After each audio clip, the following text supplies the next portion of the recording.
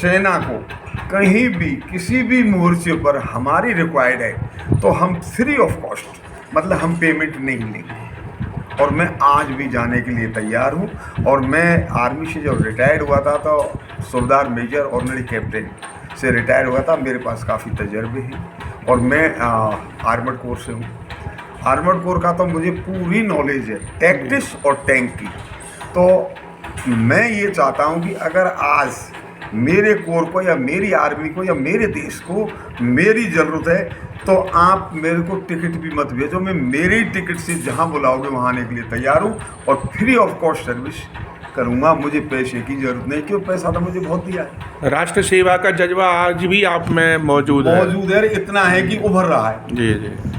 तो भारत के प्रधानमंत्री जी को ये चाहिए या भारत सरकार को चाहिए जितने भी पूर्व सैनिक हैं उनसे इस तरह की राय ली जाए कि वो अपनी सेवा देने के लिए तैयार हैं। पूर्व सैनिकों से मैंने जहाँ तक बातचीत की है, मैं कल रात से ही 1:30 बजे 2 बजे से जब से स्ट्राइक हुई है तब से लेके अभी तक बहुत ज़्यादा कांटेक्ट में हूँ। राइट लेफ्ट मैंने बात की है, हर सैनिक के दिमाग में यही जज्बा है जी।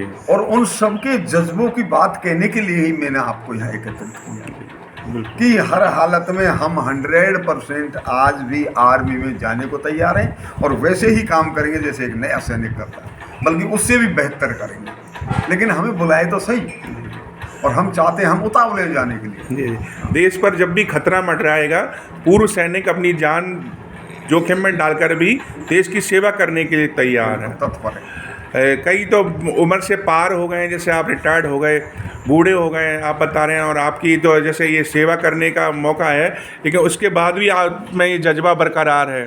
तो इसके पीछे क्या कारण मान सकते हैं? आपने जो वहाँ सीखा या देश सेवा का जज्बा आप में अभी भी बरकरार है, इसका क्या कारण मान सकते? देखो जी, मैं 17 साल की उम्र में फौज में गया जी।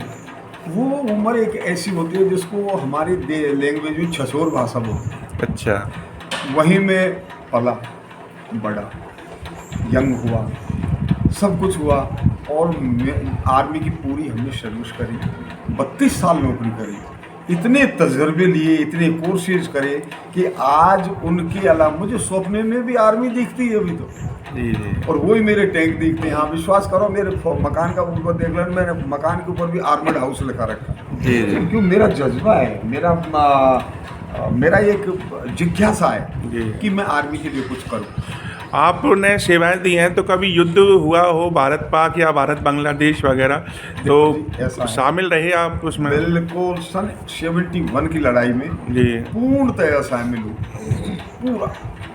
और इतनी भयंकर लड़ाई थी वो, उसमें मैं टैंक ड्राइवर हुआ करता था, एक अच्छा ड्राइवर था। और मैंने पूरी 14 दिन की लड़ाई कंप्लीट मेरे टैंक से लड़ी, फायर हुए हैं। आदमी कितने मरे कितने नहीं मरे वो तो इतनी दूर से ऑब्जर्व नहीं हो पाता, लेकिन हाँ इतना ज़रूर है हमारी यूनिट ने अच्छा नाम कमाया उस समय और अच्छी लड़ाई लड़ी। उसके बाद में मुझे एक थोड़े टाइम के लिए मौका मिला था कारगिल के लिए। वहाँ तक हम नहीं पहुँच पाए क्योंकि हमारे पास हैवी इक्विपमेंट है, टैंक, वो नहीं पहुँचे, लेकिन हम अलर्ट हो गए थे वहाँ जाने के लिए भी। तो कहने का मतलब वो भी लड़ाई मेरे सामने हुई, श्रीलंका की लड़ाई भी मेरे सामने हुई। वहाँ पर आर्मर्ड की मात्र एक यूनिट ने हिस्सा लिया, वो थी 65 आर्मर्ड रेजिमेंट। लेकिन 76 आर्मर्ड रेजिमेंट के रैकेट ट्रुप, हमारे ट्रुप्स होते थे, रैकेट ट्रुप भी वहाँ गया था, हमारे बंदे भी वहाँ पर थे। तो वो लड़ाई भी हम उसमें इन्वॉल्व, तीनों लड़ाई में शामिल।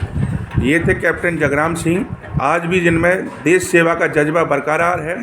भारत सरकार से मांग है इनकी कि हमें ज़रूरत समझे तो सेना पर बुलाएं, अपनी निःशुल्क सेवा देने के लिए तैयार हैं। बहुत बहुत धन्यवाद।